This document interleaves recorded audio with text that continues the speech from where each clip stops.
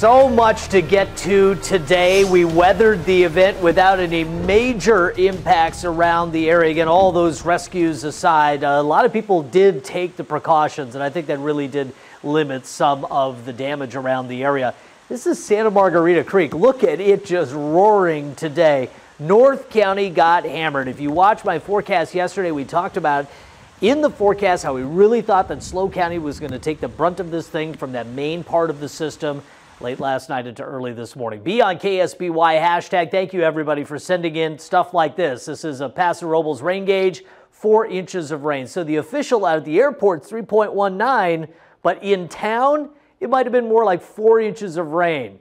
This is nearly 4.5 by Christy Gulliver out on the east side. Wow, that is a ton. And how about this? This is Pico Creek running down all that rain that falls out at Rocky Butte. It's got to run somewhere, runs down Pico Creek out toward the ocean. Mark Ray out there today for us. So thank you, Captain Mark. Appreciate that. Be on KSBY. Keep it coming. San Luis Obispo. The rain has become fairly light here. We'll show you the radar in a minute. But the conditions still rather mild today with the daytime high still reaching into the middle 60s. Take a look at the wind situation. The winds which were up in the interior early today, those decided to calm down a little bit once this main front of the system got past us. So this is the atmospheric river in here. Cold, unstable air behind that still rotates through the area, but even that last band looks to be moving out. However, still some rain opportunities moving forward. I think for most, we're looking at less than a quarter inch of rain, and North County might be essentially done with it. What's interesting is this little line that's moving through Santa Barbara County now out in Kern County is producing localized thunderstorms, and those thunderstorms are putting down big-time rain in spots, causing a little bit of flooding there. And the main band has moved into Oceanside, Riverside, and even out in Palm Springs some rainfall. All right, we talked about the rain ranges. The forecast for the storm was 2 to 6 for coastal areas and up to 10 in the mountains. Rocky Butte Mountain, 10 inches of rain.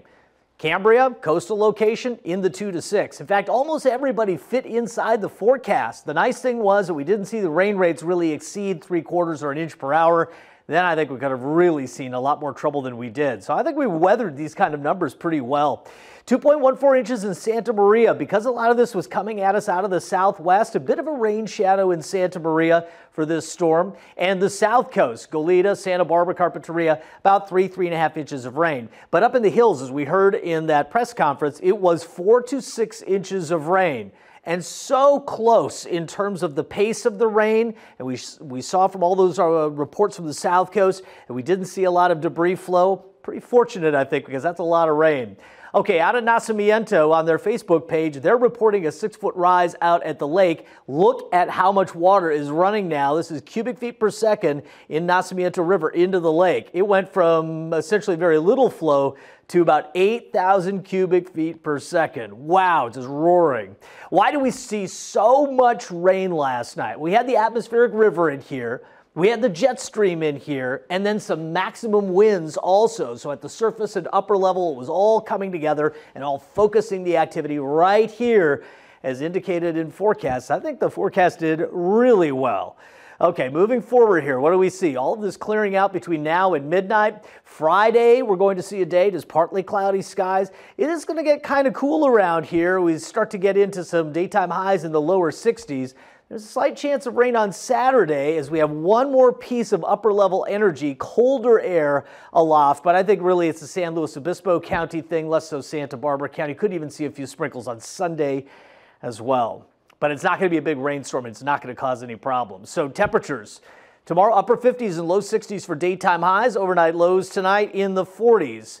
If the skies start to clear out a bit with all that moisture we put down on the ground, patches of low-lying fog can basically happen essentially anywhere if the winds go light later on tonight.